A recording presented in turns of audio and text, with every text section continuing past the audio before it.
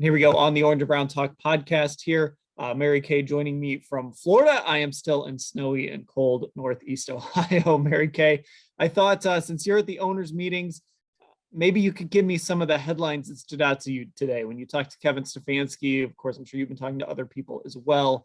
I got an opportunity to talk to Jarvis Landry's new agent, Roosevelt Barnes. And a lot of times agents don't go on the record and they're not usually willing to talk to you. But I was lucky enough to actually get Roosevelt Barnes to talk on the record. And he confirmed that there's mutual interest between Jarvis Landry and the Cleveland Browns. So I thought that was, it was something because, because you can think something or hear something or report something according to sources, but to actually get it from his new agent that yes, there's mutual interest.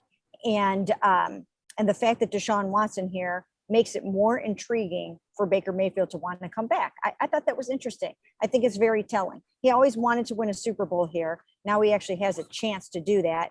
And I think if they could get the money right, that he would seriously consider signing here. Now, also in talking to people around here, I also heard that the Chiefs were one of the teams that could be interested. And Dan, you and I have just talked, just even off pod about the fact that we think he would do really well in Kansas City with Patrick Mahomes. So it might be a situation where he can have his choice between a Patrick Mahomes or a Deshaun Watson, two quarterbacks the Browns passed on in the 2017 draft, by the way. But, he might have an opportunity to play with one of those kind of guys. And he's never really had that. He's never really had a guy quite like that. And, I think it might make him look a little younger than his 29, almost 30 years, if he has an opportunity to do that. Obviously, it would be great to have him back here. He'll fit into this offense, whatever it looks like. Perfect, just fine. But there is something about that Kansas City offense and all the stuff they do. And he's not this super fast guy, but they've kind of invested in some super fast guys ever since, obviously they just sent Tyreek Hill packing, but they're going to compensate for that speed elsewhere.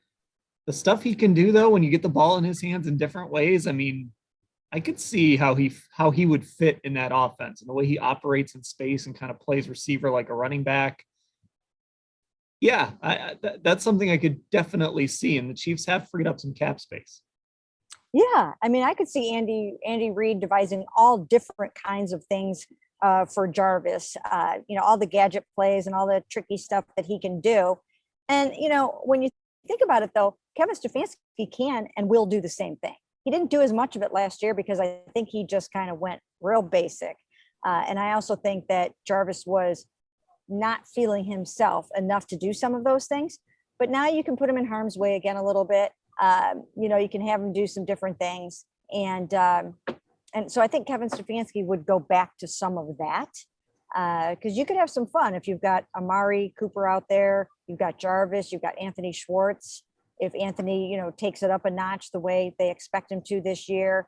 And then I still think that they will draft a receiver. I still think they're going to draft a receiver, maybe even with the number 44 overall pick, or if they trade up with that pick, that there will still be some good ones left.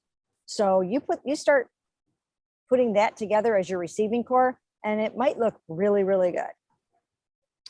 Yeah, I'm with you. I think they're going to add a receiver through the draft. And Jarvis, when you look at the available receivers, it's I'm intrigued by Will Fuller, but there's a risk there because he's hurt all the time. Jarvis hasn't really been hurt very often. It was just last year. So I guess you have to kind of figure out, and nobody would know this better than the Browns. Was that just a one-time thing? Is the body starting to break down? They're the one team that kind of knows the answer to that. They might not have the definitive answer, but they know better than anyone else who's kind of looking at Jarvis. Yeah, and the other thing about Jarvis, if he were here next year with Deshaun throwing him the ball and with Amari Cooper being here, he's not going to draw as much attention as he did last year. Once Odell was gone, you just didn't have to do that much, to take the next guy out. It was kind of easy to, roll some extra coverage to Jarvis or do whatever you had to do. But with Amari on the field and a couple other really good weapons on the field, you're not going to be able to commit all of that, all of those extra defensive backs and coverage to Jarvis. You're going to have to leave him alone, and he can get that underneath stuff done, and he can do the jet sweeps, and he can get back to being very, very productive. So I would definitely think that that it would be worthwhile to bring him back. And then again, I've said this a bunch of different times. I don't think this is likely. I think it is an enormous long shot, but we did ask Kevin Stefanski about it today. You know, Odell Beckham Jr. hasn't slammed the door shut on coming back. The only reason why I even give it a little bit of credence, and that is because the Haslams really like Odell Beckham Jr. They had a very close relationship with him. I don't think they like the way things ended with him. And I think they would be open to having him back. And Kevin Stefanski today said he likes him. And again, total long shot. I don't think fans should get their hopes up about that one. I don't even know if the Browns are going to be able to get Jarvis back, because if somebody makes him a better financial offer, he'll probably take that. But at least, you know, these are just some things that, you know, kind of get kicked around a little bit.